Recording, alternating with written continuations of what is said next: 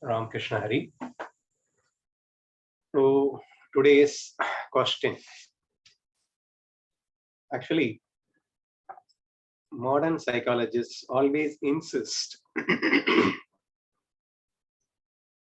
to completely get rid of the stress in the mind. That means whatever the likes or dislikes in our mind should not be kept inside for a long time. That will lead to a mental disorders. Therefore, they always ask everyone to completely evacuate whatever the stress they have in their mind. Basically, where is the stress arises? It is the dislikes which we have for someone or something, and that is the reason for the stress. And now, what they say, they are giving three options. Most of the people are using these options only. All the ignorant peoples and even the peoples who are in the spiritual line also using these three techniques to get rid of this stress. The technique number one: if you dislike someone, just go and tell him directly, blame him directly, so that your stress will be relieved. Or else you just try to blame him within your mind as much as possible so that he will be relieved.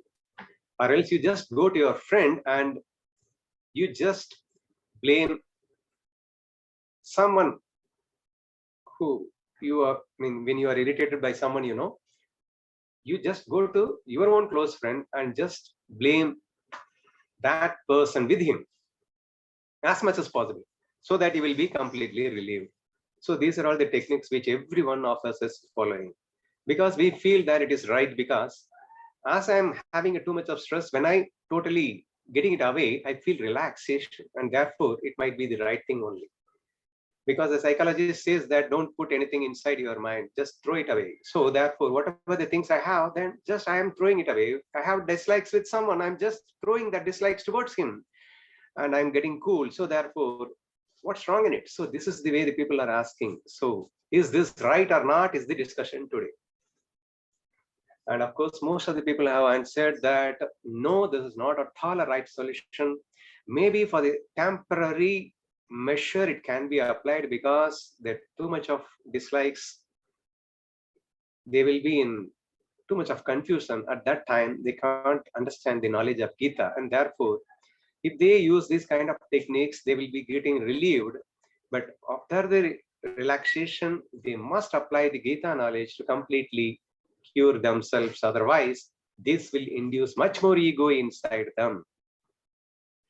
And of course, many of you have told that these three techniques aims to increase the ego rather than demolishing the ego. Therefore, it is not the real solution. Of course, when we increase our ego, we feel a little bit of relaxation, but that is not going to be a permanent relaxation. It is going to induce much more side effects and much more likes and dislikes, and resulted in a much more sorrow life. So therefore, so what you all people have told, that we have to find out the root of the problem and we have to cleanse that. Otherwise, if you just cut down the branches, it will grow again and again. So you have to find out the problem, the root of the problem. Only then it can be eliminated. Here, whatever the stress we have, the root is within our mind only. So that stress relaxation or stress relievement must be done within only. The cleansing of the mind should start within only, and it is not by blaming others or by blaming within our own mind, blaming others within our own mind or blaming others directly. So these are all not at all a solution. Whenever if you feel any kind of stress, the same moment, first of all, we should try to realize that, oh, we have got some problem. So what should we realize? We have got some problem.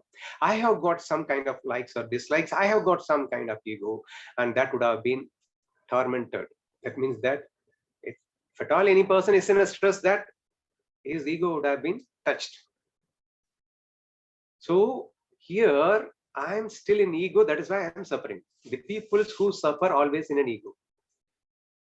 The people who doesn't have any ego will never suffer in their life.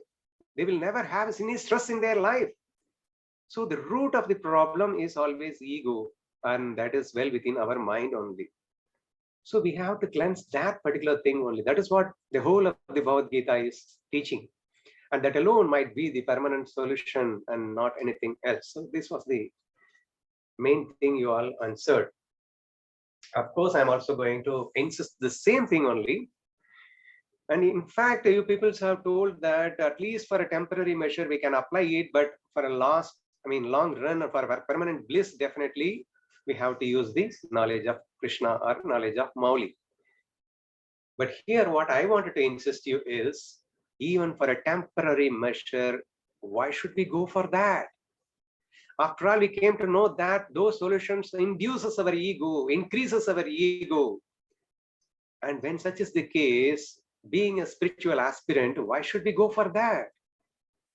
So we have got the knowledge. If you at least don't have the knowledge, then you have to find out some solution by some means. But we have got the knowledge. So therefore, we have to use only the Krishna knowledge. So many people used to say that, no, that time automatically I forgot, this knowledge and all not coming into my mind. What can I do? So these are all the many times people used to ask to me. See, how we practice that way only it will come to your mind. How much importance you give for that knowledge, to that extent only it will come to your mind. How much trust you have in this knowledge, to that extent only it is come to your mind. So it is your own limitation which you keep it for this knowledge. The knowledge is always the most powerful thing only. But if you underestimate it, if you don't trust it, automatically that knowledge won't work. But it is not the mistake of the knowledge, it is again my own mistake. Please never go for the ego, even as a temporary measure. As far as my experience is concerned, whenever if I feel a little bit stressed, the same moment immediately I will find fault on myself only. This is what we are learning in the spirituality. Why should you again go and try to find fault on others? That will again going to induce our ego only, no? So immediately try to analyze within what's wrong with me, why I am in a stress. The moment you will be able to identify some sort of likes or dislikes in you, some sort of ego within you, then take out whatever the knowledge you have. I used to always take the Krishna knowledge. Oh my God, oh Krishna, you are everything. I know that you are doing the whole universe is nothing but the illusionary projection of you yourself only. You only came to me in all forms, and of course, and this particular fear or some kind of stress is also, it is your own Leela. The moment when I'm able to take that knowledge, automatically we can apply that knowledge and we can increase the strength of our knowledge, and we can in fact experience that knowledge.